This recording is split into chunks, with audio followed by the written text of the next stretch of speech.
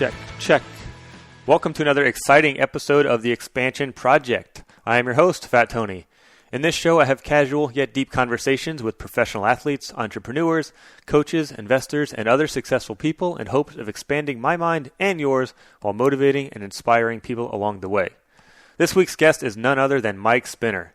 Just a few years ago, Mike was one of the top-ranked and highest-paid BMX riders in the world, with several Dew Tour wins and podiums under his belt, and a grip of sponsors and endorsements that allowed him to buy a giant house, build a private skate park in his backyard, and then retire early. Now Mike is having a blast while building a nutrition and supplement company, and even though he's only had the brand up and running for a year and a half, he's already killing it. We addressed the elephant in the room. Last week, before we recorded the interview, Mike went on a Twitter rampage where he called out a bunch of people in BMX and basically stirred the pot a bit and ruffled some feathers. After letting Mike comment on the tweet beef, I attempted to break down his new business to learn how he built up the company from the ground up. We discussed Mike's strategy for cultivating great partnerships, his mindset when it comes to having an ego in business, and how he learned to manage his finances. I even got Mike to do something very few professional BMX riders ever do. He gave us some pretty specific numbers in terms of how much money he was making as a sponsored rider. And I have to say, even I was shocked at the numbers. All this and more, so let's get to it.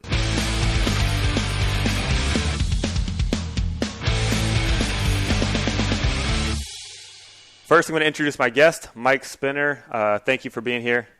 Oh, yeah. No, thanks for having me. This is cool. Obviously, you and I have known each other for a long time, and we're able to join again, basically doing something totally different. So this is pretty cool. Yeah, I agree, man. So let's catch up for a little bit first.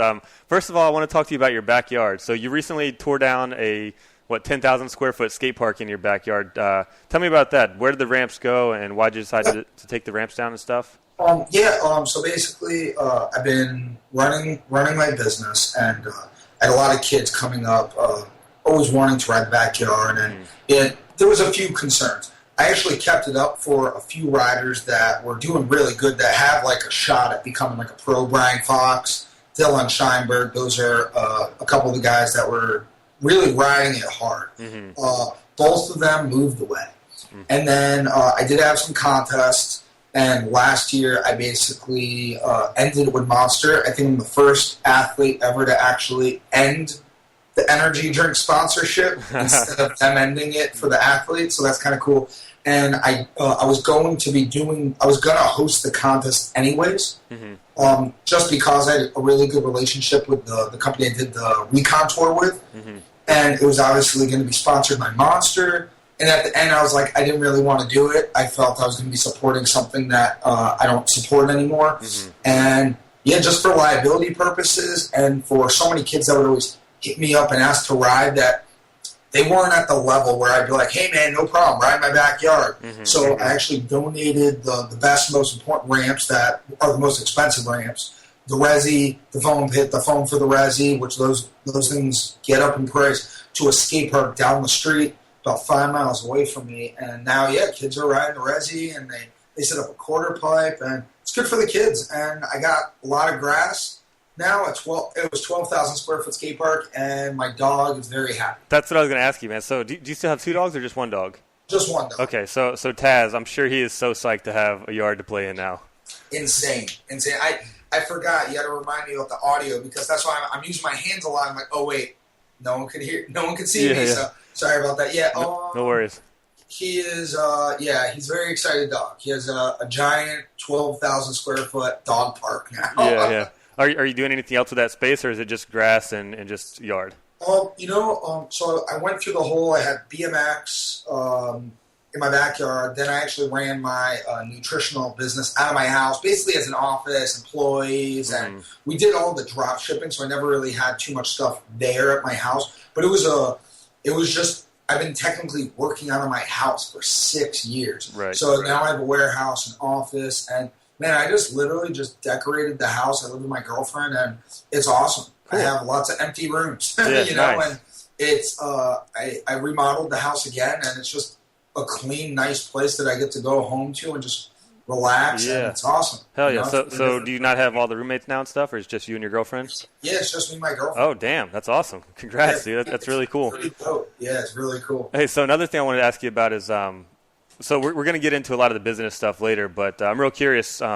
Even though you've kind of moved on from BMX and stuff, does Hyper still sell your signature bike in Walmart? Yeah. So obviously the bike was the number one selling bike in Walmart for the last 5 years. And, basically it's like this. I mean, I definitely lucked out with having a really cool last name. Yeah.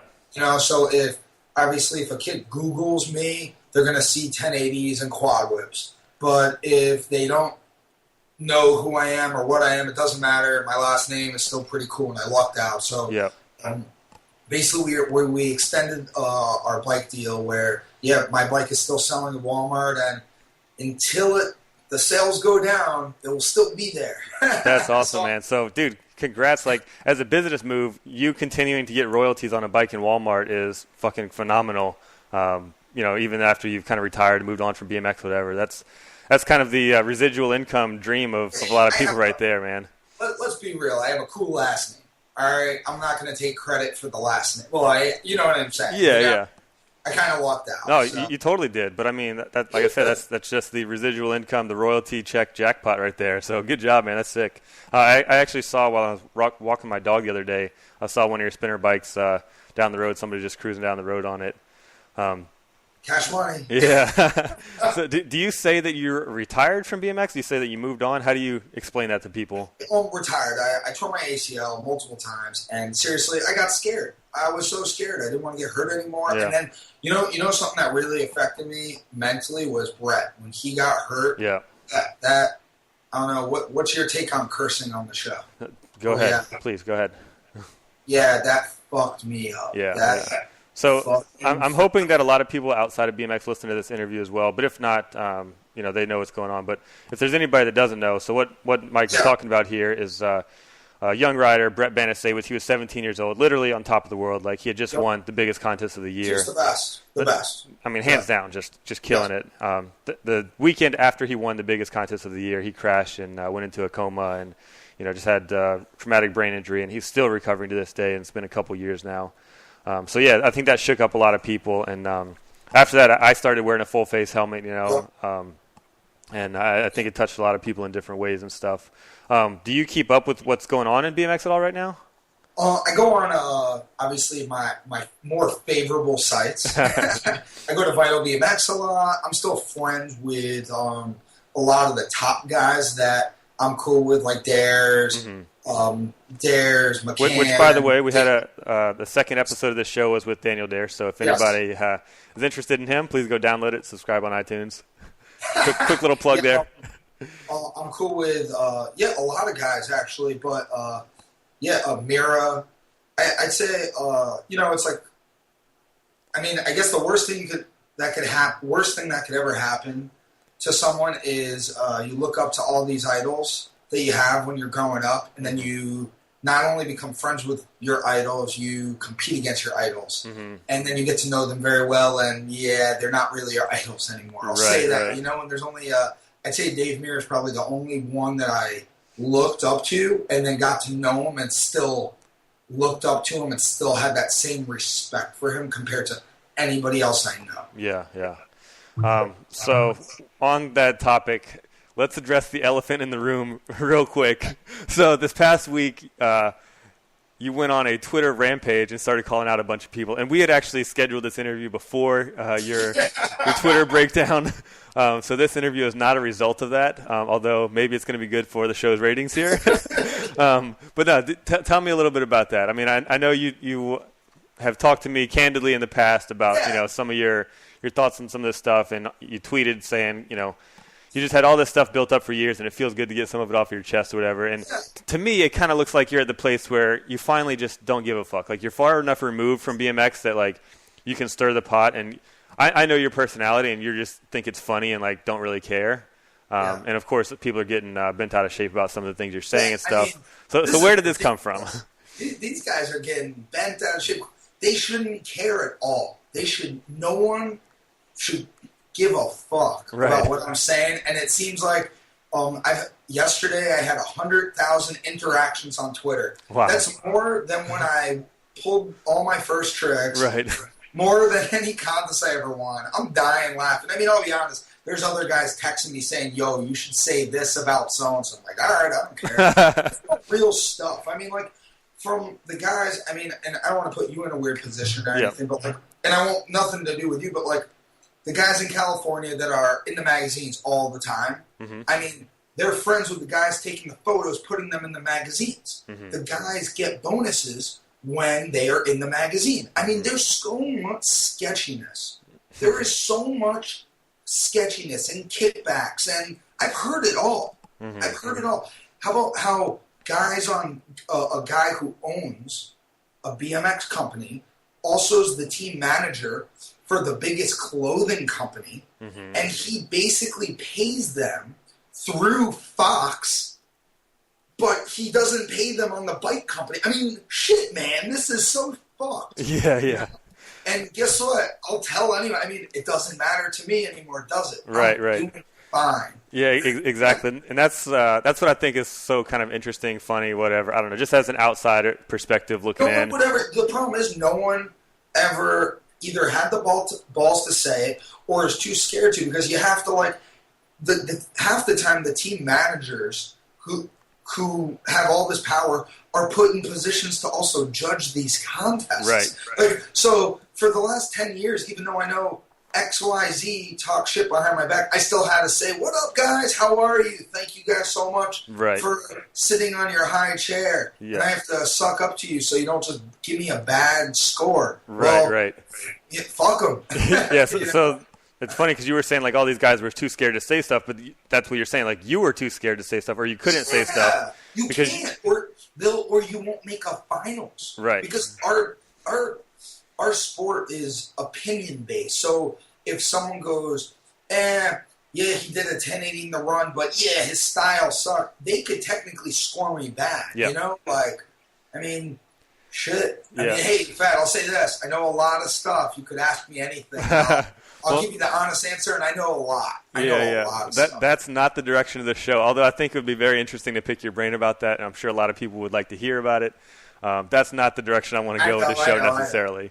With that said, though, on the Dares episode when I recorded with him, I asked him who's the people he likes talking shit with the most, and he definitely said your name first.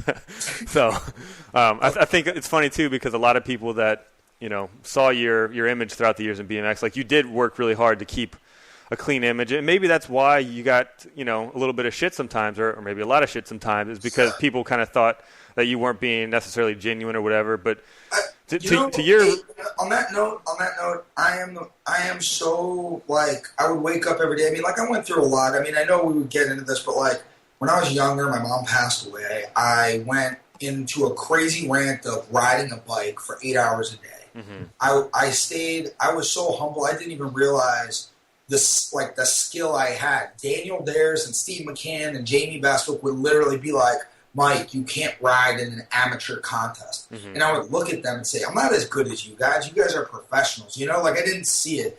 And I literally, I mean, the things that pissed people off was someone like Alan Cook, because I would literally, he remembered me when I was a little kid with my mom, and I was getting his autographs, and I was so excited to meet these guys. And then all of a sudden, I'm saying hi to them on the ramp, and then I'm about to beat them at the contest and technically take their money from them. Like, these guys have families. You're taking money from them. So it's like they hated me because I'd be literally smiling that I'm like, oh, my God, Alan Cook is right next to me. This is a dream come true. I would say hi to him. I would try to talk to him as a friend because I'm like, oh, my God, this is one of my idols. And he would literally be such a douchebag to me for no reason. I promise you. Like, ask the guys that really know me, and they would vouch it all day.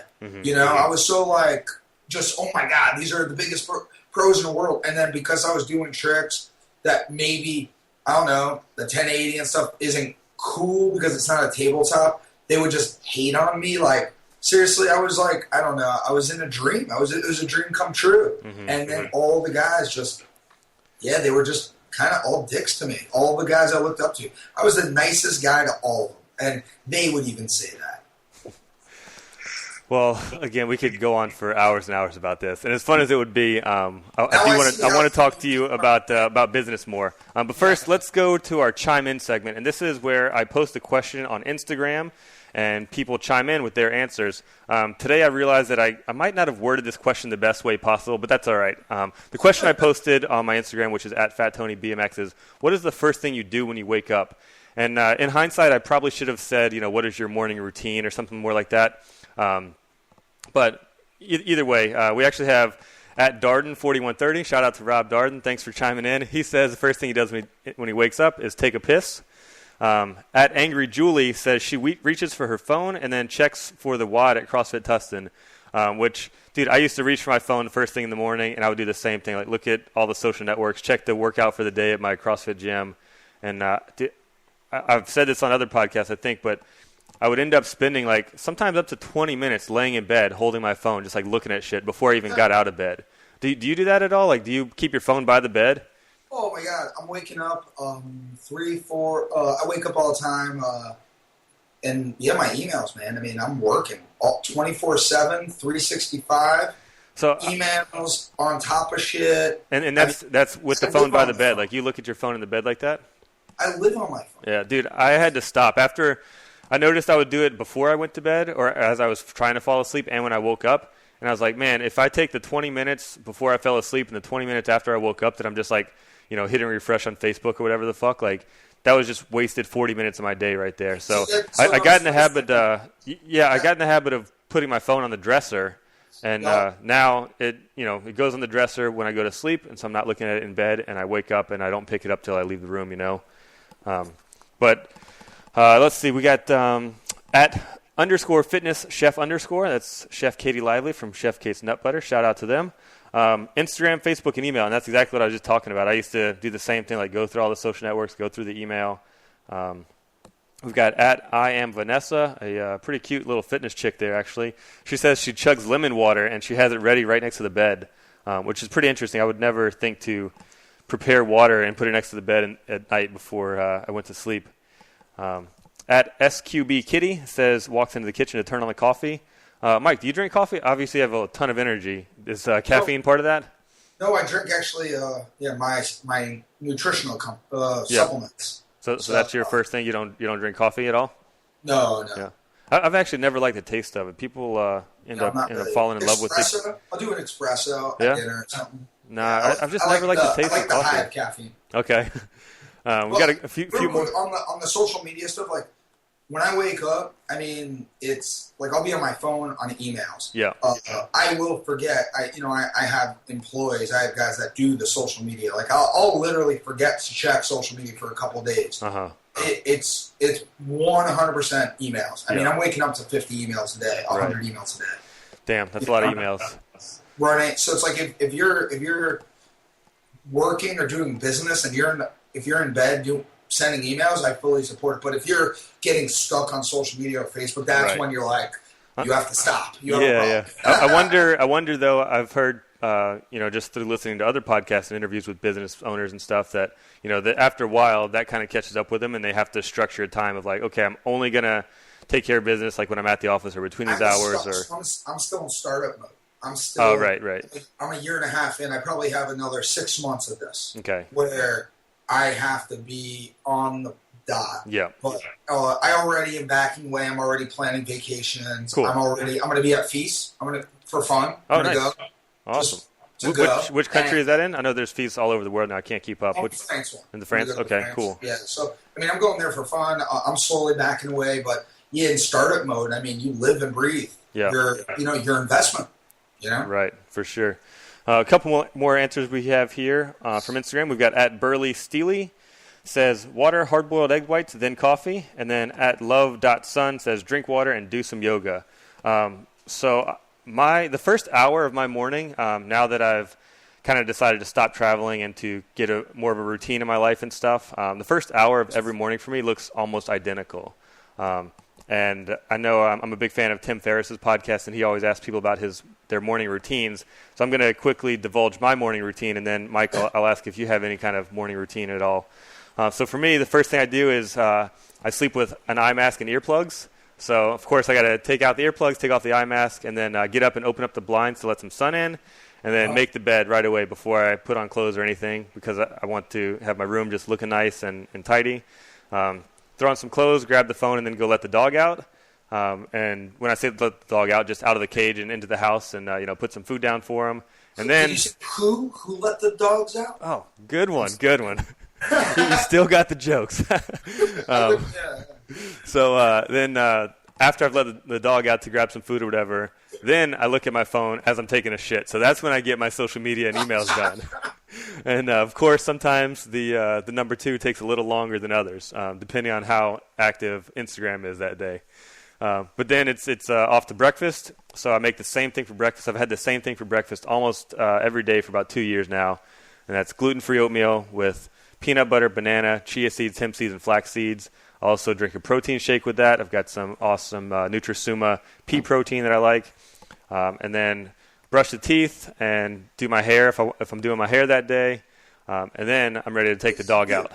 What are you doing with your hair, bro? Just a little, messy, a little tousled up, I opted not to put it in there today, partly because I knew these headphones would be smashing it down anyway. But yeah, so there's kind of the first hour of my day. And after I walk the dog, then I'm sort of ready to, sit down at the computer, get down to business, get some work done. So Mike, do you have a morning routine besides, slaving away at your emails in bed on your phone? I go to the gym and I'll start with 20 minutes of cardio while being on my phone. And then I will lift weight, normally 3 reps per whatever exercise I'm doing, 3 to 4 different exercises. And between every 10 reps, I'm looking at my phone. Yep. And I'll be in the office normally by 9:30. And then I'll work till about maybe like 6 to 7. Wow. But not every day. Every day, I kind of do whatever. Obviously, I could work wherever. But yeah, man, just grinding away. Loving what I'm doing every day. It's a constant smile. Yeah, good. I'll say this, and I know we'll get into this more, but it's like every day as, I rode a bike for a living. I used to scrub driveways when I was 10 years old. I sold bagels when I was 11. I had a fake birth certificate to become a busboy when I was 13. Wow. I was a dishwasher. I worked harder than most people I've ever met. And now it's like I look at life so differently, and it's kind of weird. It's like you're risking everything. Like, obviously, I'm doing what I'm doing now with my nutritional company because I took the biggest risk ever. I have a home. I have money saved up from riding a bike and risking my body for 8 years, and then once again throwing it in as a gamble. Again, everything. Everything. And yeah, now it's working out. And yeah, I look at life so differently now. On like, it's like everyone has an excuse on why they don't do stuff, or there's an excuse for everything. Everyone has an excuse, and you could use an excuse. I could have said, hey, when my mom died, oh my God, fuck life. That would have been, and guess what? People would sympathize. How old were you when that happened? I was 16. Okay. So they would sympathize. And I just look at that kind of things as just gives me tunnel vision and work harder. And I look at life so different now. I'm so happy. I have so many friends, but I have like 10 really, really good friends I've known for, my shortest friendships are 5 years, and I have ones that go on for 15 years, and it's so awesome, just to be with them and, just enjoy life. Yeah. So let's talk about your background in life. That was the end of the Chime In segment. So again, if anybody wants to chime in for the next episode, you can follow me on Instagram at FatTonyBMX and catch those questions and post some answers.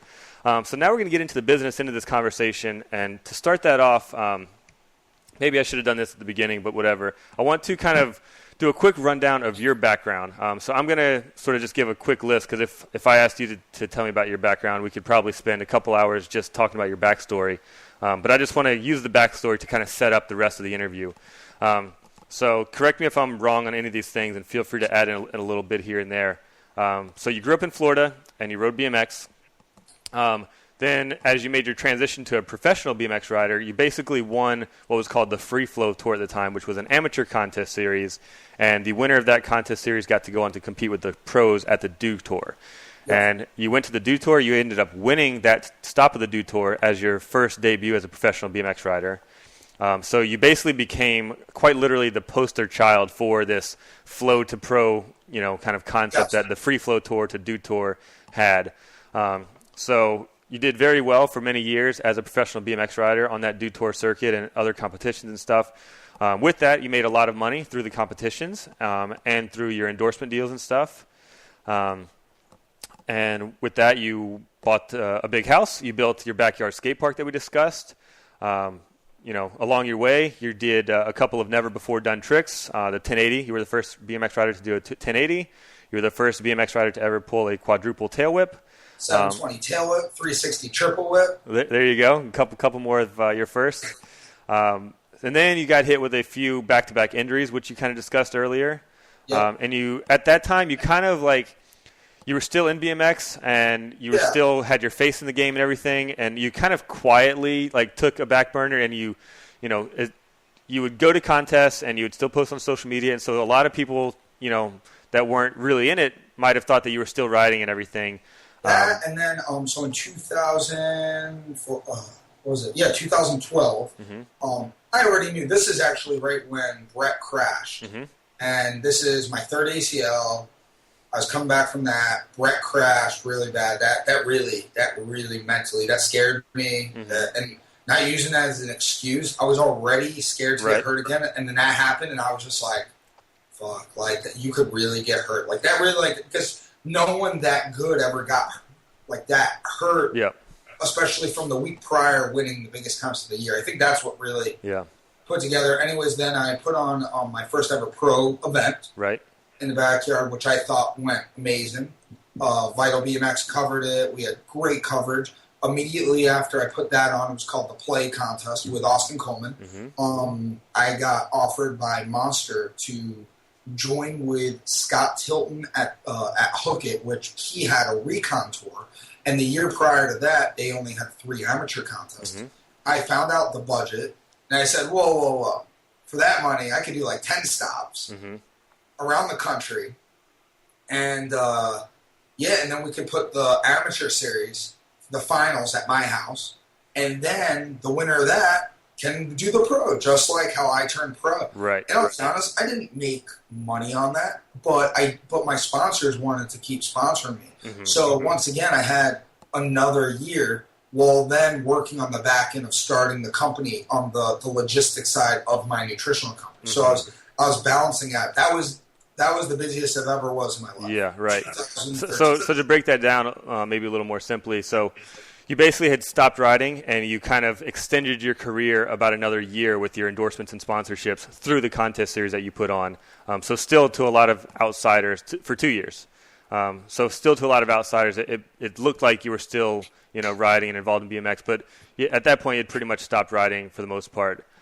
So now, like you said, while you were helping put on these amateur/pro contest series, you started building up a nutrition and supplement company. And that's where we're going to get into the business here. So now you said your company's been up and running for about a year and a half. You're still in startup phase. So break down what your company is and kind of brag about it. Give me some of your accolades, or if you were pitching this to somebody and trying to make yourself sound like you got a badass company, what do you tell them about it?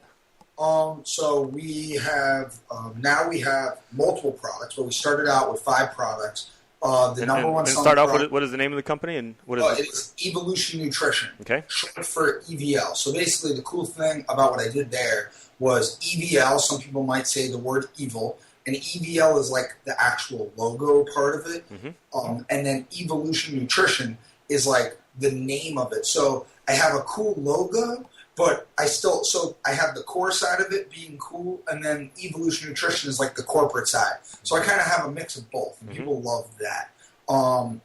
Then basically I got really lucky, and I spent a long time formulating, manufacturing.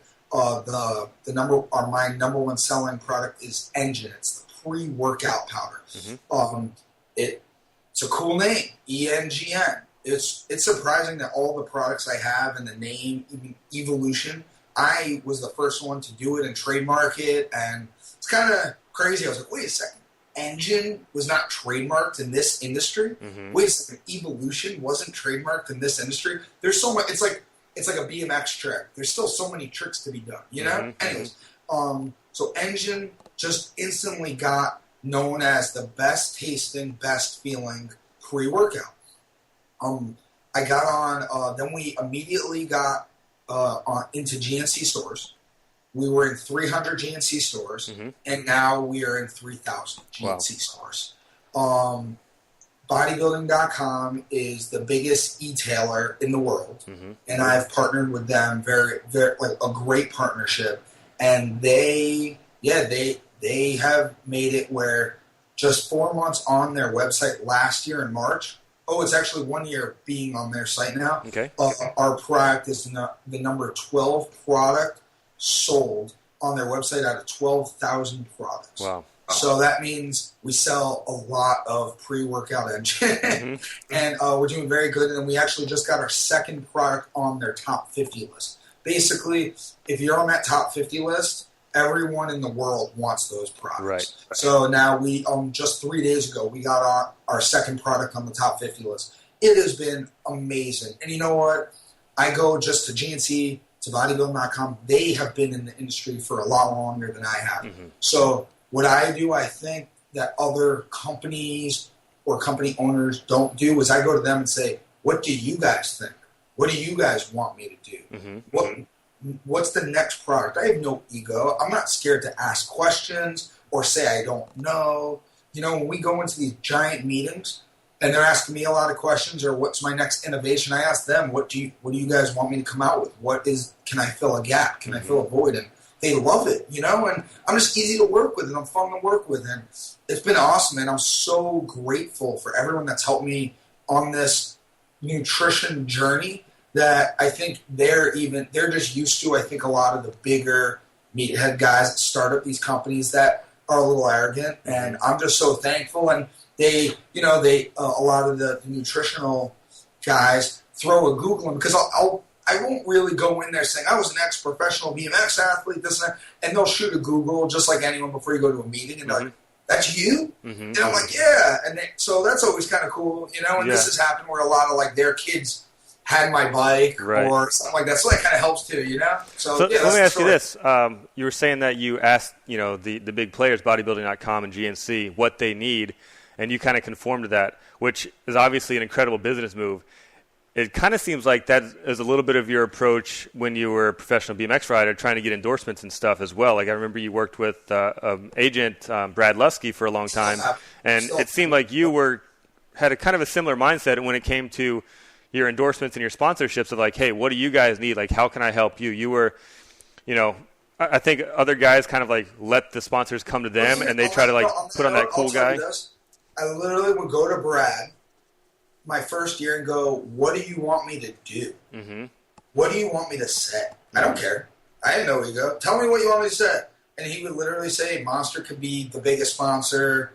Paul Park could be the biggest sponsor. I'm like, all right, cool. You ready for this? I don't know if people knew this or not, but NBC, Mountain Dew freaked out at NBC because the contest I pulled the 1080 at the Dew Tour in 2007. I held the Monster water bottle a little bit too long, and that was when they actually did not allow water bottles on the podiums anymore because of me. And Mountain Dew freaked out, and it was the Monster Energy show that night. Yeah, you know, and guess what? That became my second biggest sponsor for my whole career, you know, because of that.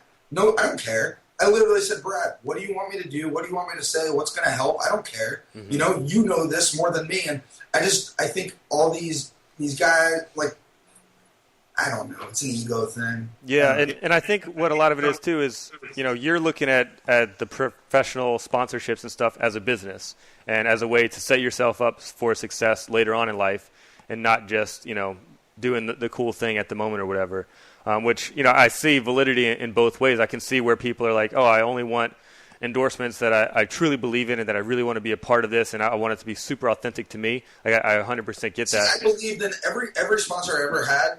I looked at it as, if they're going to support me, I'm going to support them 1,000,000 times. And guess what? You know what would be cool? I've been in meetings where they were on the fence of working with me, and I would walk out where I wound up getting the deal because they saw that I was like, I'm not scared to rep you guys. I'm going to be so excited. You guys are going to be so excited to work with me. I'm going to be the easiest athlete you'll ever work with. Tell me if you need stuff, whatever. And I mean, shit, like any of the team managers I ever worked with, anyone could ever ask, they loved me because I'm looking at it as they're supporting me riding a bike. They're supporting my mortgage. They're paying for my car, my food. I mean, shit, this is awesome. I'm riding a bike, doing tricks, and they're going to pay me a lot of money to wear a t-shirt. Fuck yeah. Yeah. I love them. So let's go back to the company here. So you started this company with your own investment, with no outside investors, no outside funding. Is that correct? Yes.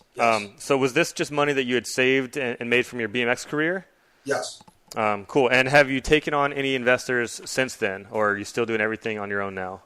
No, I'm 100% myself, but I've already been offered crazy stuff. Really, like to buy you out completely? Yeah. Wow. And is the plan to keep growing it? Is that a thought? Man, this is so awesome and so fun. Every single day is a constant high of innovating. I don't see not right now. I'm just going to keep growing it with a smile, man. Cool. So, I'm having a blast. So that's awesome. It's like you're genuinely having fun building the company and learning how to build the company and doing what you're doing. So if the day comes when you've felt like, okay, I've built this company, it's been a great time, and I got a great offer to, let's say, sell it to somebody. Let's say you sell that company. Is it going to be that much more easy to start your next company? Are you already thinking of another company? Yes on everything you're saying. Yeah. And I have other ideas, but I'm so, just like anything, I think when I rode a bike, all I did and thought about and dreamed about was riding a bike. So right now, all I'm doing and thinking about and dreaming about is running this Evolution Nutrition with a smile. And I'm so mentally invested in it. But yeah, I'm excited. I mean, I'm learning so much. I mean, I don't know if anyone knows, like I took a finance class for fun when I was riding a bike. I never talked about that. But it was fun. Like, I actually genuinely enjoyed it. Like, I know how to, kind of understand the stock market a lot more than most, and that's fun for me. So in that finance class, was that, what was the base of that class? Was that just learning the stock market? Was that learning kind of money management? Yeah, it was called corporate finance. I just audited it. I literally went into class. I actually said, hey, I don't want, homework. I just want to, go and just sit back and listen. And they kind of look at me like, all right, whatever, you're paying, And it was cool. It was just, I was easily the youngest by 20 years.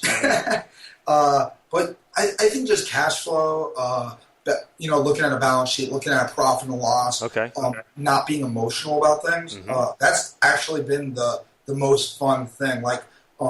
Hiring, firing, that's very difficult.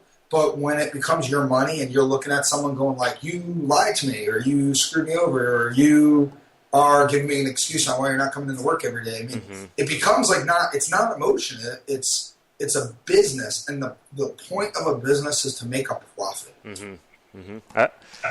So besides that finance class, even before that, it seemed like you were really good with managing your money, saving your money. I know you've done a little bit of investing with the stock market and real estate, buying a property, fixing it up a little bit, renting it out, things like that.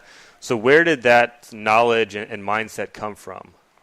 Well, I have a lot of older friends that are a lot smarter than me, and I'm not scared to ask questions. And I think the smartest, one of the reasons why I think I'm smart is because I realize I don't know shit, and I'm not scared to ask questions without an ego and not assume anything. And I think a lot of my older friends I look up to, basically, I think they think it's kind of cool because they're they like when, one of their friends, especially a younger friend, is asking all their advice, and then I don't talk, I do stuff. Right. I don't just, just ask questions and talk. I'm so over that shit.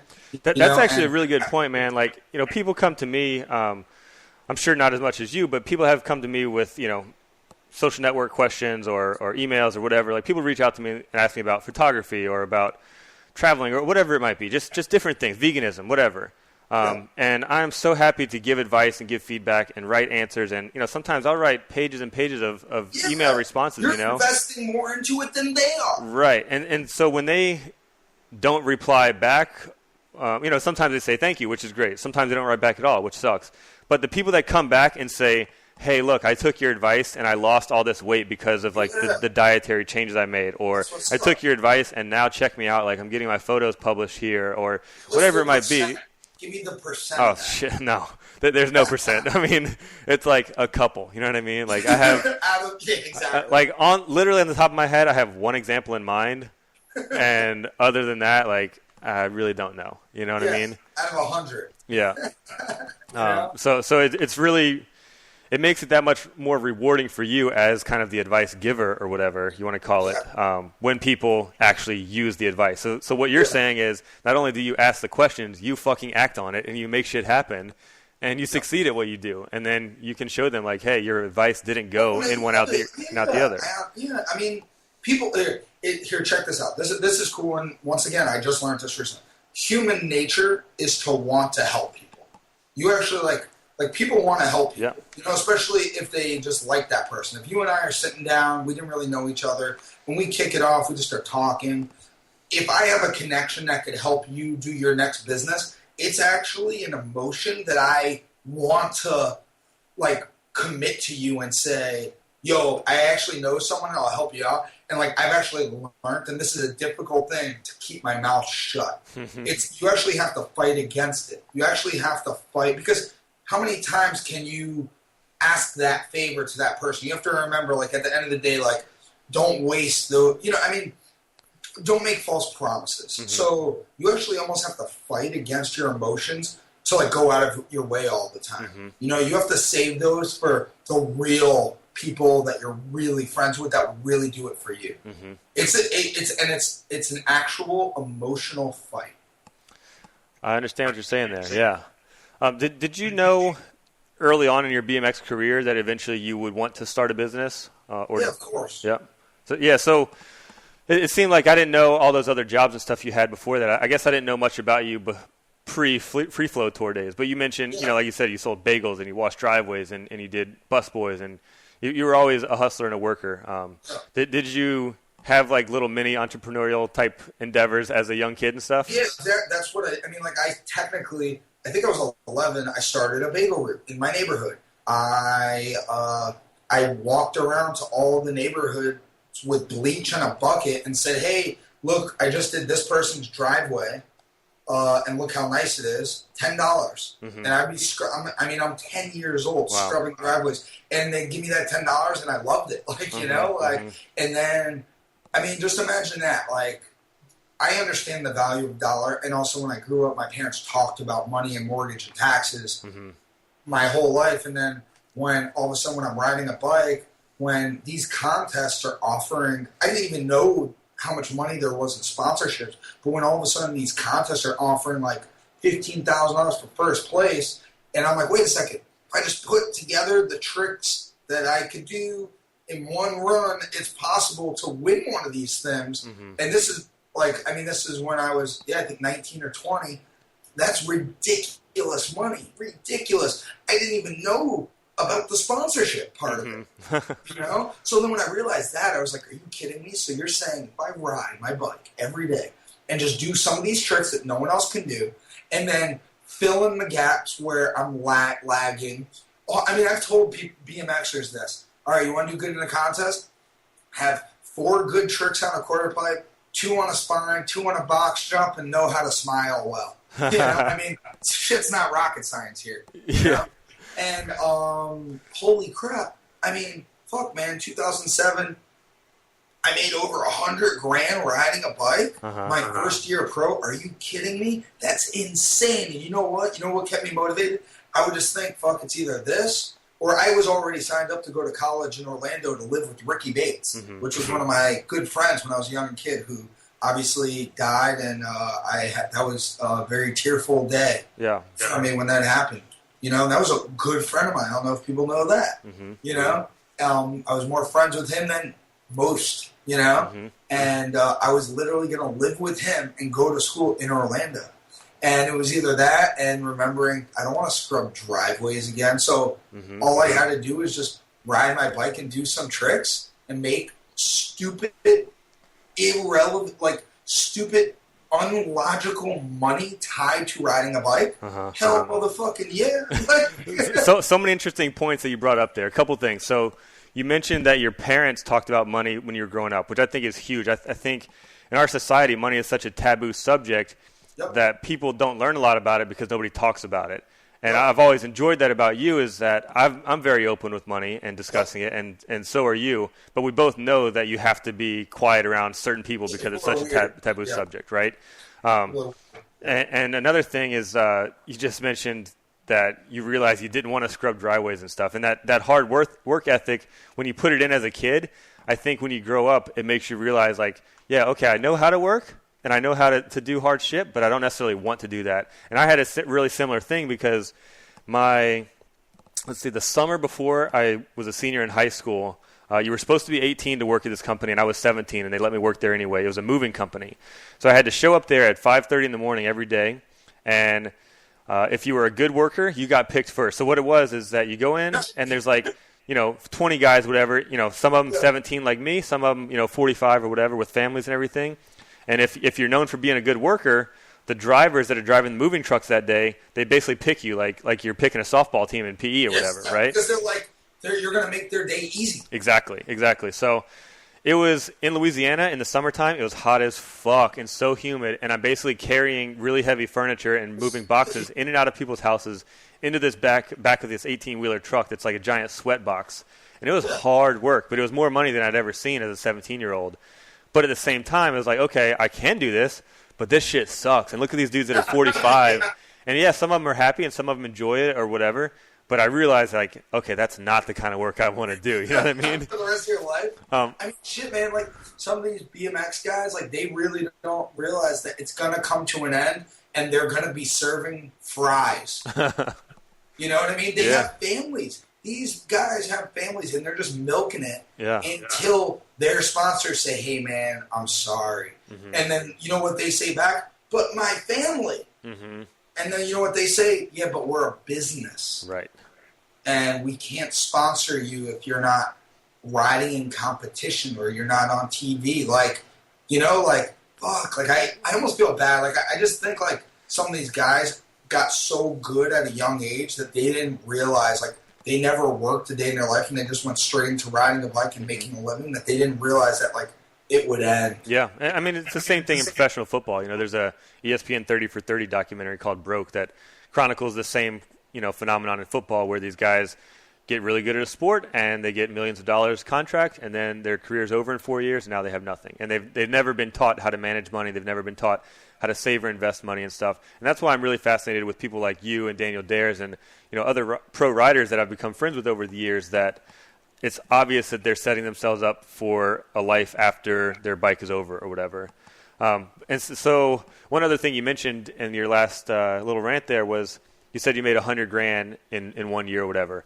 And you're one of the few riders that makes or made a lot of money riding that ever really kind of publicly put out some of those numbers. And I think so many people assume that everybody makes a bunch of money. I know that most people don't. But so few people actually give those exact numbers. And so I'm going to put you on the spot here. You don't have to say it if you don't want to. But I know there was another, I think it was like a local news station, interview that you did that got online and sort of circulated. And you mentioned, six figures and stuff. Yeah. Are you willing to divulge any more specific numbers besides that 1 year that you made over $100,000? All right, how about I had more than a few sponsors that paid that number for multiple years. Is that better? That's amazing. You could sum it up. Right. Okay, so we're looking at a couple of sponsors at $100,000 each. So a couple $100,000 a year just in sponsorship money. Yes, sir. That's awesome, man. Good for you, dude. Like I said, there's not many people that do that. I think a lot of kids probably assume that there's a lot of people that do that, but we know damn well that's very, very few and far between. There's maybe there was like maybe there was like 10 guys that made 100K. Maybe 15 guys made 100K a year, and then there was sponsorships. The top, From sponsorships, because contest money is yes, from sponsorship. Yeah. Oh, so just sponsorship? Yeah, maybe 10. And then maybe there was 5 that exceeded that. Right. And they were all under Brad Lusky at Wasserman Media Group. Yeah. It's that simple. So going back to the business Besides Daniel. I know he did good. Oh, right. Yeah, he wasn't under Wasserman Media Group. Yeah. So, well, thanks for sharing that. Like I said, I think that's really fascinating. And I think if more people talked about money openly, for me, I think the world would be a better place. I think people would be smarter and more educated about it, and I think less people would be in debt and more people would be succeeding in their financial world. But moving on from that, so you're really good at building relationships, and you talked about the relationship between you and the guys at GNC and bodybuilding, and I know you had a great relationship with the guy who just mentioned, Brad Lusky, who was your manager and helped get you some of these endorsement deals. So what's your philosophy on building these relationships? What's your strategy there? Man, and I've had this question asked, like, I get this question a lot, actually, like, what do you do? I don't know. I mean, I just look at someone and go, hey, this person can genuinely help me out, and I genuinely, like, automatically tend to like them. And I just look at, like, a good part. I look at everything as partnerships, not really, like, relationships. Okay. And, all these guys that I'm working with right now, it's all about long-term partnerships, not one-time deals. And actually, that's stuff Brad Lusky taught me, were there sponsors that were like, hey, we want this one-time thing? And Brad would literally be like, nah, it's not like that. We're here for a long-term thing. We'd rather have multiple-year contracts for a little less money rather than a one-time big chunk and you guys disappear, I honestly... I don't know how to answer that question, man. Okay, no problem. Can you tell me what some of your strategic partnerships are like right now? Like maybe explain how your relationship or partnership is with bodybuilding.com or with GNC or with anybody else that we haven't discussed. I think it's being fully transparent. Number-wise, I won't talk about that, but I will talk about how being transparent, things like forecasting, they're going above and beyond for me compared to I know other companies they do it for. I know they go out of their way to help me a lot more with forecasting and telling me what they're going to need to buy and how we're selling through things. And they're just giving me a lot of analytics every single day, literally every single day. That's what I'm waking up to every day, looking at spreadsheets, Excel documents of information that they give me more than I know a lot of other companies. One could be because the other companies just don't ask for it. And two, I just have a good relationship with them. It's like you become friends with people you work with. And, it's not always a business communication. I send lots of memes, like fun, happy memes. Literally, man, like I enjoy working with these guys and they enjoy working with me, and I think that's why I've been so successful. Cool. I know you use outsourcing, or at one point you did. I don't know if you still do. You outsource a lot of stuff. I've talked to you before about. Maybe let's not discuss that. Oh no, I'd say I'd say right now probably we do like shaker cups where that's made in China, just like everyone else is. But yeah, other than that, everything's made in the USA. I'm talking about like graphic design, like social network type stuff, things that are able to be passed off to other people. Like for instance, I actually learned a little bit about outsourcing relatively recently. I started shooting real estate photos, and the editing of these photos was just taking me forever, and it was really in depth. And after I set up a real estate photo website, I kept getting emails from people saying they're offering editing services, and I just kind of kept blowing it off. And finally, I was like, man, it's taking me 3 hours to edit one house worth of photos or whatever. So let me try these guys out. And I did a little back and forth trial, and emailing back and forth to try to get to know this person and figure out like why they're doing what they're doing for so cheap and how they can do it for so cheap. And the guy's based in India. And sure enough, it worked out where finally I got to the point where I would shoot a photo shoot of a house, send off the photos, and the next morning I would have all the photos edited back, ready to deliver to my client that morning, and I would pay literally $1 per photo. So instead of 3 hours of work on my end, it was $25.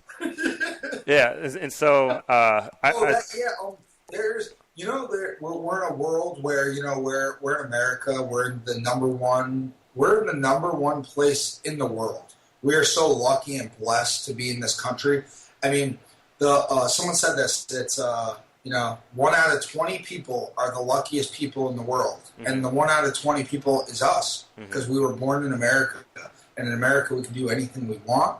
And where I'm going with this is there are other places that aren't as privileged, that their money is worth, our money versus their money is a little different. And as a startup, it's all about keeping your overhead low.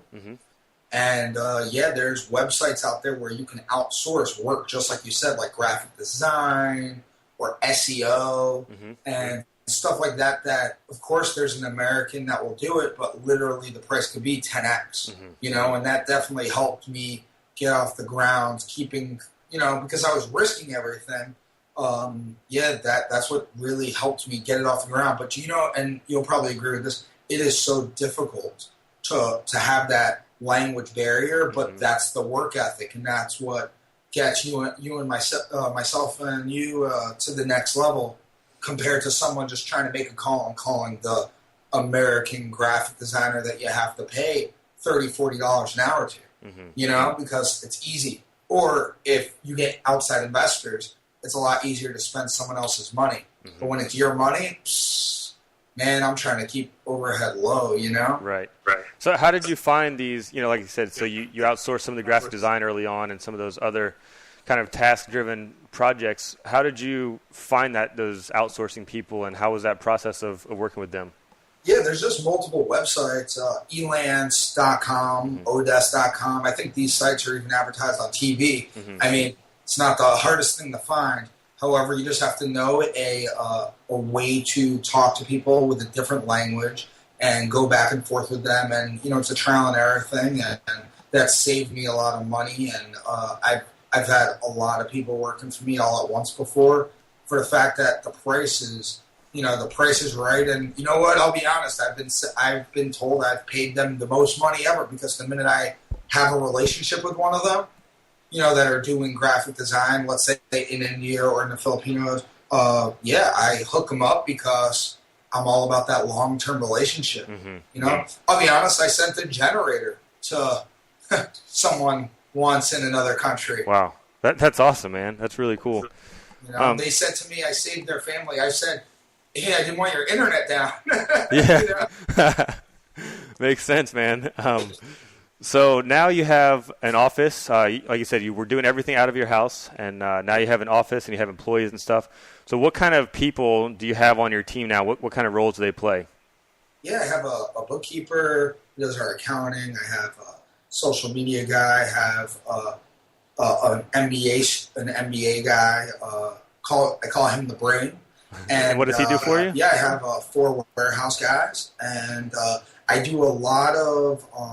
So in business, you have 2 ways of doing things. You can either take it up on yourself and take more responsibility, where you can make possibly a few more points, or you could work out deals with partnerships and give them that responsibility and possibly give them an extra % or 2. Does that make sense? And for me, it's all about running a lean business. So what I've done, which I'm very happy to say and proud of, is I've given up points here and there where I've taken less risk on myself and less responsibility, and so I could stay as a lean business and focus on the marketing and logistics and cash flow, rather than dealing with shipping or dealing with. Does that make sense? Yeah. So let me just get this straight, just so I'm understanding you clearly. So you're paying people, salary type things, hourly, whatever it might be, but you're also giving percentage points of the equity in your company. No. Oh, okay. Just daily, like working with one of my customers. I have these great relationships where I basically said something like, "Hey, can you guys handle shipping for me? And they're like, yeah, we'll do that, no problem, Mike, if you give us, let's just say a couple points. Mm-hmm. And wait, what are these points? I'm getting a little confused. Percent of of the revenue. Yeah. Okay. So when I sell Gotcha. them, but not equity. Mm-hmm. Okay, gotcha. When I sell product, if I give them, let's just say, an extra 50 cents a bottle, I'm making this up, they'll handle a lot of, let's say, the shipping, so I don't have to deal with it. Got it. And then it's a good partnership, man. Cool. You're eliminating some of your responsibilities by giving up just a little bit of your profit. But that's not you taking money out of the business. It's just you taking in less money. Yeah. Got it. Okay, cool. So how have you grown so quickly running such a lean team and stuff? I mean, like you said, you're a year and a half in, and it seems like you've just grown. I have a great team. The guys I work with that are my guys. I don't know, hustling. I'll say this. I see an opportunity every single day I wake up, and it's difficult for me to go to bed at night. It's been difficult for me to go to bed for about a year and a half now, because when I'm going to sleep, that means I'm missing opportunity. Mm-hmm. And there's an opportunity every single day. Yep. And right now, as we're growing, there hasn't been a ceiling, and I don't even see the ceiling right now. And so for me, it has hurt my sleep for the fact that I'm always thinking of good ideas on how we could do better, or come out with more innovation or more innovative products, and how to make them look cool. And I was the first one you can't see. I was the first person in this industry to do a color changing label. Mm-hmm. It's a lenticular label, and the bottle, when it's in your hand, actually changes colors. So I did it. I didn't think anything of it. And it became our number one seller of Engine. I did it on one flavor. And there's just so many opportunities that I can't go to sleep at night because it's too fun. It's too, oh man, I can't explain it. I get a high off of life right now, of working and running a business. Like, I drive home going, holy crap, like, I have employees, we're doing great, we're running a great lean business, I have great partnerships, this is awesome. Like, shit, man, I can't explain it. Obviously, you could see me. Yeah. You really see my facial expressions.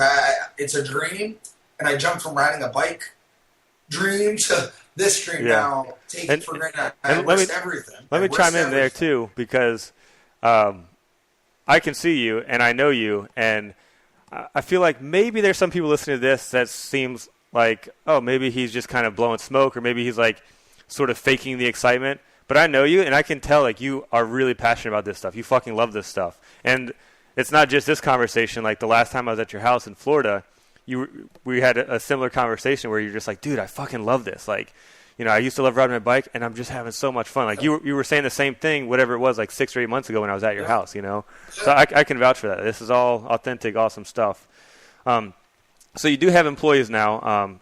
So I'm curious, have you reached profitability? Are you paying like full salaries to people? Are you paying yourself a salary? Like, tell me, obviously without getting too into I broke even last year, 4 months in. Wow, awesome. And are your employees all full-time? Like, are you like giving people a full-time job? That's awesome, man. Fuck, that's part of the American dream, is being able to give other people jobs too, That's really cool. Can you give me one or two quote-unquote mistakes that you made during this business that you learned from along the way? Or maybe just lessons that you learned the hard way, where you wish you would have been told something ahead of time or something? Not that I'd say I've definitely been lucky, but because I became friends with other owners in this space, every single time something sounded too good to be true, or if something didn't seem right or feel right, I would ask them. And that's where the no ego comes into play. And I've asked so many questions that so far I've not had there hasn't been any issues. Cool. And all my products. So another thing to touch upon is in this industry, there's the FDA regulates it when bad things go on. So what I've done is I've played it the very safe route. I've not tried any new product with any new dangerous ingredients. I'm not taking that risk. I'm playing it ultra conservative. At the end of the day, it's a brand. This is a cool brand. People are wearing it. I go to the gym and people are wearing our shirts. It's insane. And I learned that from Monster. Being in the meetings at Monster, they said people want to hold our black can with the green M on it because it's cool. And then it tastes good. But it's cool. Right. And when people are drinking something that they feel is cool, it makes them feel good, and we've been so lucky to just make a brand that's been so cool and perceived in this industry as badass that, people are just loving it. I mean, there's luck there. I'm very lucky, but I'm working hard, there's luck with it all. So I don't really know. I think I'm just asking a lot of questions, man. Like when I say I get questions, I mean like phone calls for 1 hour, and I ask 100 questions. And I have a checklist because I'm so lucky to be on the phone with some of these other owners of companies. It's pretty cool. That's great, man. One interesting thing that I found interesting about you is when you had the skate park in your backyard and you rode BMX, you would ride until the sunset. And you wouldn't start your session until a couple hours maybe before the sun sets. And you told me this was because you wanted to be forced to stop riding your bike by the sun. You didn't want to end the session because you got tired. That way you were forced to stop at a certain time under your own, without your own will or whatever. And that made you more excited to go ride the next day. It made you like wanting more each time.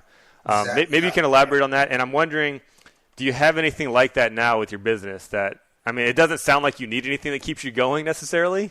Yeah, but there's a danger point to that because there is no end right now. When I used to ride, I remember talking about that with you. I would, I'd say if, let's say it got dark at 7, I'd probably try to ride 3 or 4 p.m. So then I had a solid 3 hours. You have to cram things in, and then eventually you're forced to stop.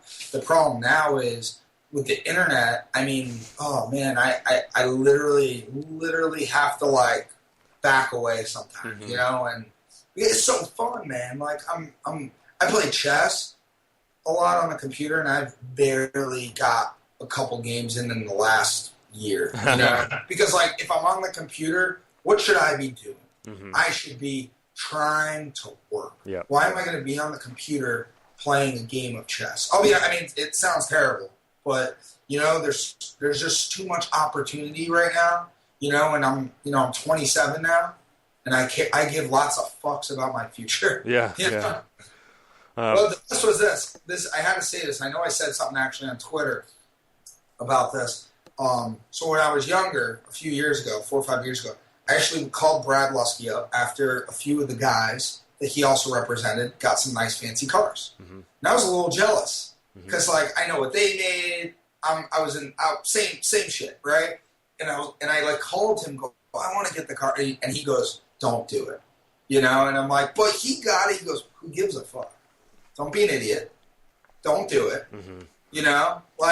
So it's weird. It's a temptation. That's something I've learned. And you talk about it with yourself. You talk about it with your friends. And because now I have older friends that are smarter than me, we actually have crazy conversations about temptation and how short-term versus long-term. If you ever go to a club and the guys at the bottle service, they look so cool.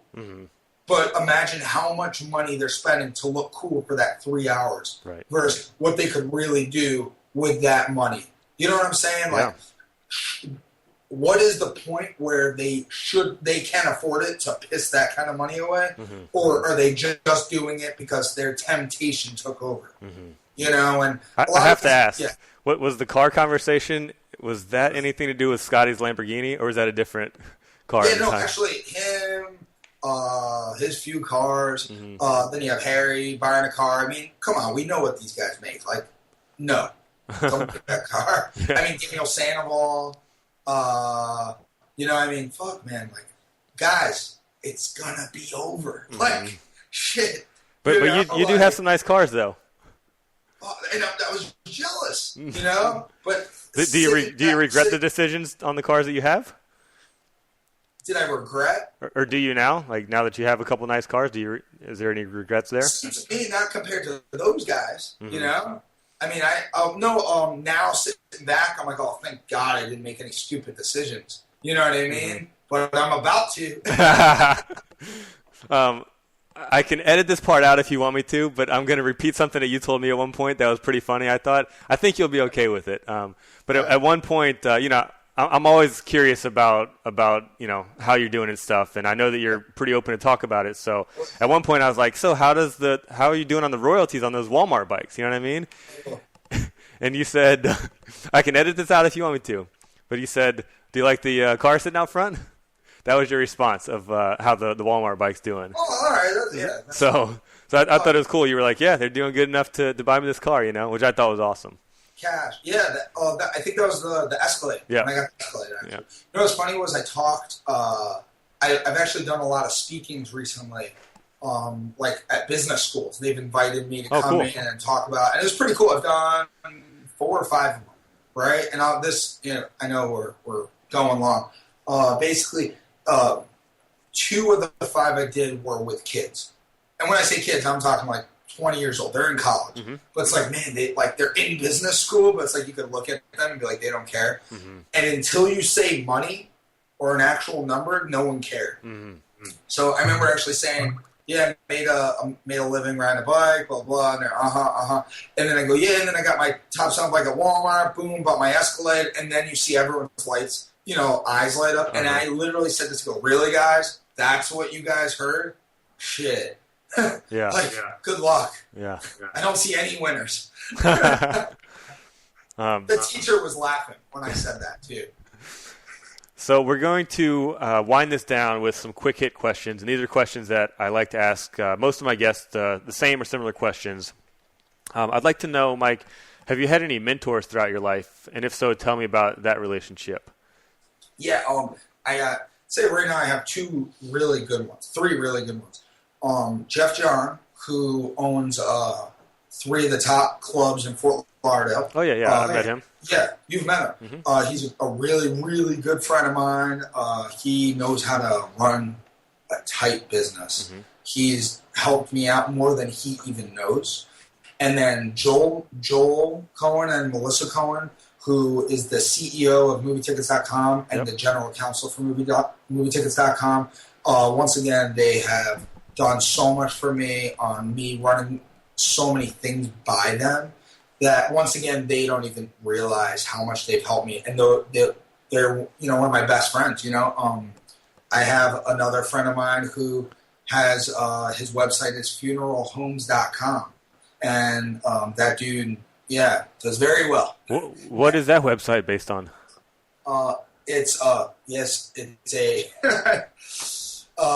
basically, if you own a funeral like parlor, I guess, if you're not on his site, you're not doing well. Okay, I got you. Okay, so it's like a directory of sorts. He just knows how to run a business, and it's and then obviously. And how'd you meet him?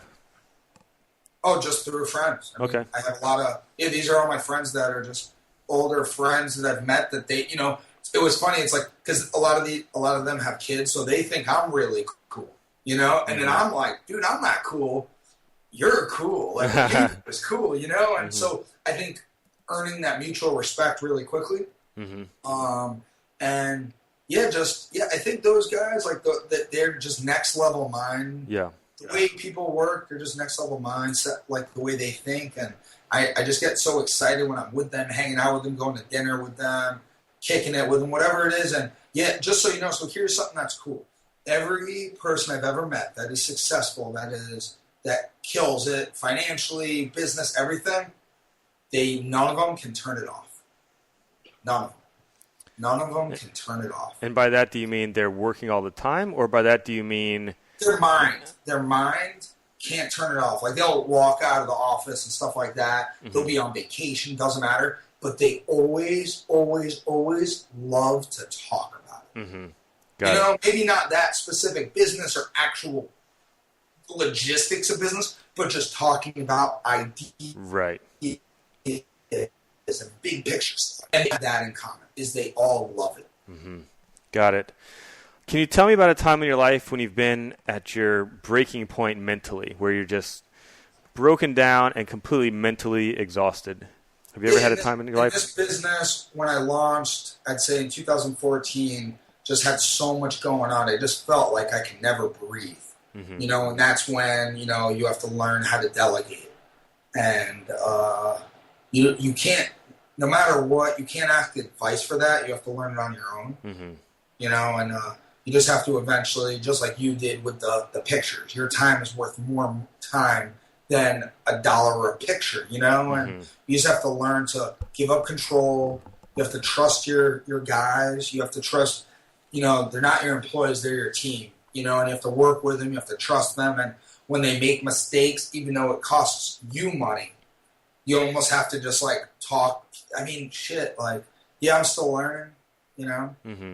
Yeah, I can't really, but yeah, I think there was a breaking point where I definitely freaked out on just how it's non-stopping, or, there were, let's say, manufacturing issues or timing or whatever, and now, the team, we are so on point with stuff that it's very impressive, Cool. Here on an accounting side of things, so I started with QuickBooks Online, Mm-hmm. which is an online software. It's $30 a month. It's not expensive. And I have a CPA. And this is my CPA that I've done stuff with for BMX. Mm-hmm. And I was explaining stuff to him, and his time's worth a lot. Yep. I try to go in there, do my thing, leave. I trust him a lot. I've known him since I was a little kid. Literally since my mom would bring the taxes to him, Mm-hmm. all the papers for taxes. And I was talking to him, and he was like, "What? I said to him, I go, I need a better software." And he goes, "Why? Shouldn't that be good enough?" And then I started going into the details about the logistics of what we do on products and labels and shrink bands and box quantity. And his jaw dropped. And we actually have one of the highest tech. It's called QuickBooks Enterprise. Mm-hmm. And for people that do know this or that are in business, by me saying I needed that software, people are like, "Oh wow, that's how logistical Mm-hmm. this business is." I mean, insane, dude, insane. Interesting. So, how do you decompress, or do you decompress at all? I go out. I party. I have a good time. Man. Yeah, I don't know. I love, the guys that I want to hang out with all the time are my other friends that are successful inside this business or outside, and we just love to talk about it over drinks, Mm-hmm. It's fun. It's the constant high, man. It's the constant bonding of someone that you respect, that shares your vision, or gives you better ideas, Mm-hmm. or says, "Mike, don't fucking do that." You know what I mean? You love that, and I'm noticing myself more and more. When you want to hang out with a friend, when you want to hang out with a friend, your body if you get a text message from a bunch of your friends, you personally look at all of them and just have an urge to hang out with, let's say, one of them. Mm-hmm. I'm seeing myself more and more only wanting to hang out with a certain group of friends, just for the fact that I look forward to seeing them. Right. Versus some friends that I'm like, man, they're not really doing anything with themselves. You know what I mean? I don't feel like paying for dinner tonight. Right. You want to surround yourself with the people that are keep you in that mindset that you want to stay in. Yep. Yeah. Exactly. If there was a movie made about your life, who or what would be the hardship or the obstacle that you overcame in order to achieve your success? I'm not going to answer that. I don't know. I'm not sure why you're laughing so hard about that one, because I might have assumed, actually, before this conversation, I didn't even know that your mother passed away when you were 16, so I would have assumed maybe that would be your answer. But from the looks of your reaction, maybe there's a different answer that we won't get into. All right, we'll skip that question. Do you have, and this is the last question I have for you, do you have a favorite quote or any kind of mantra that you live by, or any maybe favorite piece of advice you've ever received? Yeah, assume you don't know shit. Cool. I like it. Assume you don't know shit. Yeah, ask lots of questions. And have no ego. Perfect. I like it, man. Well, if people want to learn more about your business and yourself, where should they go online to check that out? Do I say Twitter? I don't know. Yeah, you can say Twitter, although right now if they go on Twitter, they might see a little bit of a shitstorm. It's pretty funny right now, huh? But, all right, so your social networks are Instagram and Twitter, just at Mike Spinner, right? Yeah, that'd be good. I mean, I'll be honest, I'm not really, besides the last couple of days, I've rarely been really updating it. Mm-hmm. I'll try to, especially after this, I'll try to, but yeah, I don't know. I don't really care. All right. Follow EVL Sports. Yeah, that's good. Plug the business then. EVL Sports on Instagram, and what's the website? EVLnutrition.com. EVLnutrition.com. Cool. That's going to be in the show notes and on the website and stuff. So thanks so much for your time, Mike. I appreciate it, and I will hopefully talk to you soon, man. Hey, thank you so much for that. Thanks for listening, guys. If you like what you hear, please subscribe on iTunes, give the show a 5-star rating, and write a review. I will read the first 10 reviews on the show and give you a shout-out. If you want to help me out, you can go to the show's website at theexpansionprojectpodcast.com and click on the Amazon banner. When Amazon pops up in a new tab or window, please bookmark that page and use it every time you buy anything from Amazon. Basically what happens is Amazon kicks back a few pennies to me from your purchases without raising your costs at all. It's a cool affiliate marketing thing that I'm trying out to help get back to zero on the cost of all the podcast gear that I'm using and the hosting plan I'm paying for. You can follow me on all my social networks at FatTonyBMX, and you can also check out hmfvisual.com, which is a website I recently launched with a friend and new business partner of mine named Aaron Nardi. We are now working together as a media company to do bigger projects with our photography, video production, and media-driven marketing strategies. If you missed the last episode, be sure to check that one out and download it on iTunes. I sat down with a friend of mine named Jason Sani, who is a nutritionist, personal trainer, and entrepreneur. Jason, tell them why they should listen. Talking about experience in starting a business that you love, how to stay motivated with it and see it out from start to finish, along with just managing your general time and doing the things that you love to do while staying motivated. All right, we also did a round of Chime In where we discussed our biggest weaknesses when it comes to food cravings. And I'll give you a hint. A lot of them involve sugar, and Jason actually broke down a lot of that and helped our listeners figure out ways that they could avoid those food cravings. So be sure to check that out. Subscribe on iTunes. Thanks again, and we'll catch you next week.